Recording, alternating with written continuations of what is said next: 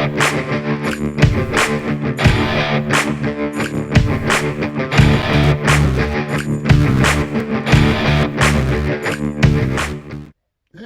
it's kind of an odd spot to be showing you inside of a truck, especially an old truck like this. But it's so windy outside that I can't convey my messages as to how, in this case, we're going to show you how I come up with the measurements for the material on a metal roof. This is a rounded metal roof, and so first thing I did was measure the length of the roof, which is 72 feet. One mark right there is a foot. If you put two, that's inches. So, and its width, so 72 foot long, and its width is 13 foot 11 inches wide. So from corner to corner on that rounded roof, not down across, but on that rounded roof is 13 foot 11. Now, we discussed it with them. They want an overhang. So what I did was went ahead and got a 15 foot length. That leaves a little over 6 inches on each side, like 6.5 inches. So we got 15 foot sheets. All right. And I have 72 feet. So what I do is I take 72, which you can do it in your head, but I'll show you. I don't know if the camera can see that. It's clear. 72. And these sheets are, when they're one lapping over top of the other, they are 3 foot. So you go 72 divided by 3 equals 24 sheets. Now, I know that I'm not perfect, and this is a long ways out here. Plus, you have lead time for them to manufacture. So I went ahead and got 26 sheets. So I'm saying I want 26 sheets,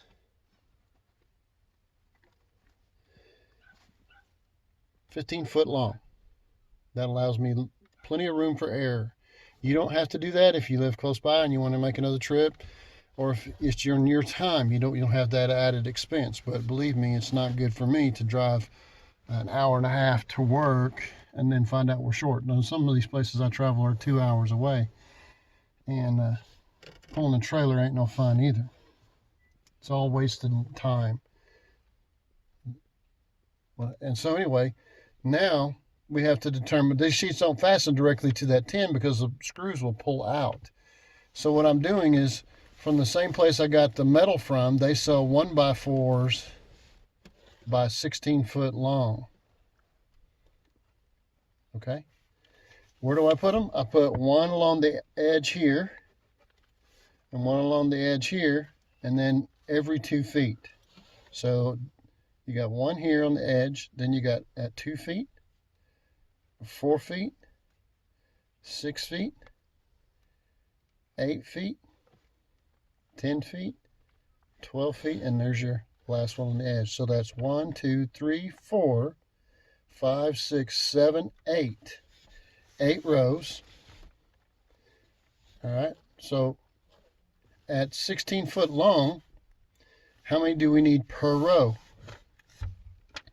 So we go 72 foot long house divided by 16. 4.5 per row. That's 8 rows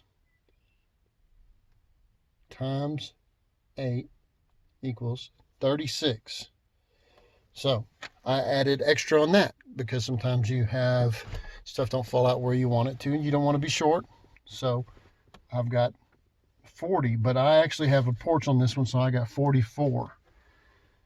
So that should be plenty of 1x. Then we're going to use, on this particular job, I would have said 40 1x4s by 16, which you don't have to use 16s, you can use 8s, but That's what they have a good price on. And this, even though everything's high, I got those for like a little over $5 a piece. And then I'm using 3-inch screws. So I'm going to get a box of screws at Lowe's, which is about $50, and 3-inch screws. We're going to go through that wood, that 1x, in through the metal and into the little rafters that they have underneath, and we'll feel that with our feet on both sides. But that, and then I call up and ask them and that, what kind of materials costs are going to be. I also have prodex rolls, and that's the insulation I keep from the metal from sweating. And then running the 1x that we're fastening to, or going to holes that the screws are fastening everything to, and then running down inside the house. So we don't want that. We don't want anything to sweat, because there's a difference in temperature between the inside and the outside of the house. So I've got this insulation that's foil faced both sides, got an R9 value. It does not burn. I've had somebody call me and tell me how much testing he did, and he found that a lot of them extremely flammable. This Prodex brand is very, very good. So it does not burn. So anyway, one piece sticks to the other. Each roll covers 700 square feet. So I have a 72, let's say a 72 by 14. So I can go in here, 72 times 14 wide is 1,008. So 700 square feet would go into that, one full time and then a part of another. So you would want to get 2 rolls of Prodex, and then you'd have some extra, but they don't sell it in partial rolls. So you're going to be 2 rolls. Now, whenever you order your materials, you determine what size screws, which in this case we're going into wood. It'd be 1.5 inch metal to wood. So you go through the metal into the wood, and I want them on 2-foot centers, and they'll ask, and they'll figure that out for you. And so then you would come up with a total for this job.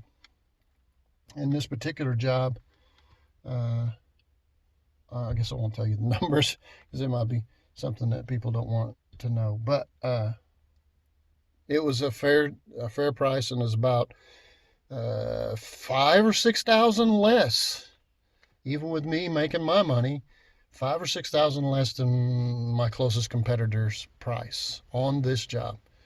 And I'm not sure they were using insulation at all. I don't know. But I can tell you this, they were quick to take the job. First they said they were going to get 3 estimates. Once they got mine, they said they did not want to. And I'm not losing money. So this is how you yourself can bid or figure out how much materials you need for your mobile rounded roof mobile home, running this metal all the way over. So that'll be something that you guys want to look at, and